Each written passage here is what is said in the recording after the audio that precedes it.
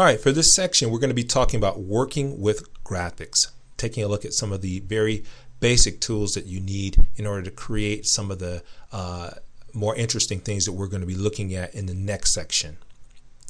All right, so the student learning outcomes over the next session will be to construct and manipulate simple graphics and also identify and define key technology terminology related to graphics. All right, we're going to start off by discussing something called image editors. Image editor is a type of application software that allows you to do the following things. It allows you to manipulate images at a digital level, or digital images at what we call the pixel level. That's the smallest unit of a digital image. And there are several programs that are out there that allow you to do that are quite well known.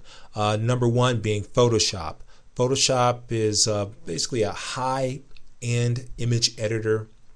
It's a type of program that you need a little bit of training in order to be able to use. It deals with layers. It deals with different embossing colors. I mean, there's many different items and different features to this that, again, you really need to sit down and have some sort of formal training in order to be able to utilize it to its fullest potential. Underneath that will be another level of something along the lines of iPhoto. iPhoto is an image editor that's included in the Macintosh operating system. So if you have a Mac, you probably got iPhoto in your iLife suite of applications, and it enables you to do things like take the red eye out of pictures that you've taken, download pictures, and be able to manipulate them to a degree.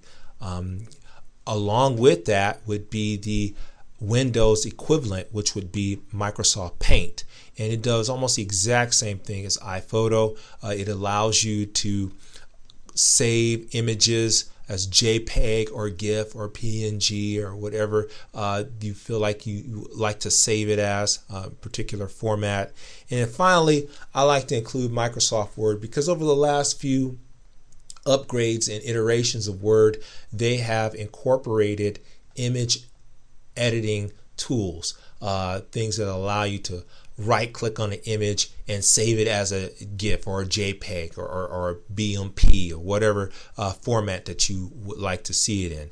Matter of fact, speaking of file formats, let's talk about some basic characteristics of graphics, and then we'll go over some of the basic formats that are out there.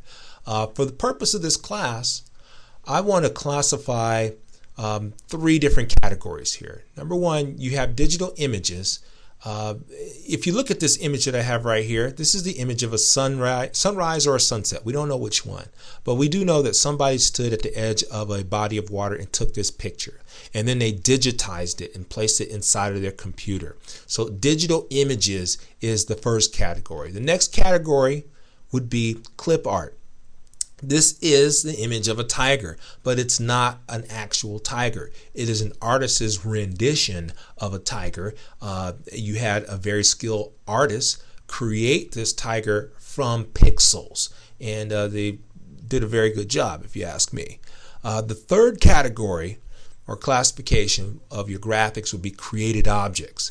That includes auto shapes, text boxes, anything that you can create with block arrows, your rectangle tools, taking a text box, or taking text and converting it into a text box, which is basically making your text into a graphic. It allows you to do a lot of great things with that text that you wouldn't ordinarily be able to do with it if it were just static text.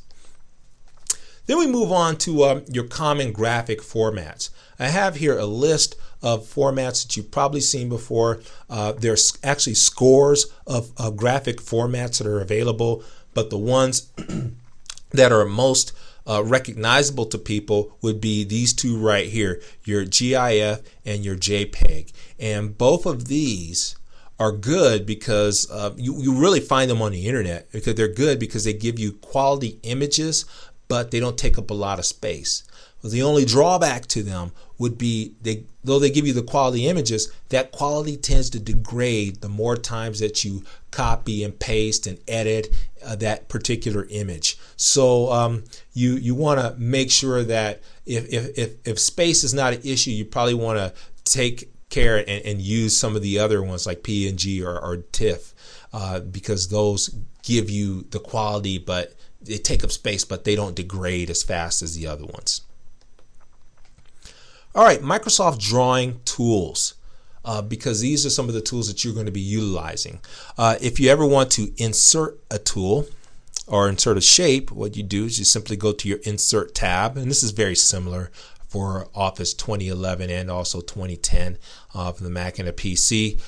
You access the gallery underneath Shapes, and you have, this is your text box tool, these are your lines. You click on any of these, they will allow you to draw those particular shapes. Then after you've drawn it, then you can go ahead and format it. In other words, you can do a fill color, give it 3D if you want. Over here is where you will find things that are very important, like aligning it, grouping multiple items into one so that they now move together, bringing things from the rear to the front. Just because something is created in one particular order doesn't mean it has to stay in that order. All right, and then after you format it, say for example, if you bring in a picture, well, you can change the frame of that picture. You can crop that picture. I have some other demonstration videos that are available in different sections of the class where you would be able to just take a look at that and utilize those videos if you feel you need to have those skills developed. All right. We'll just take it from there and we will actually go on to the next section, which will be integrating graphic tools.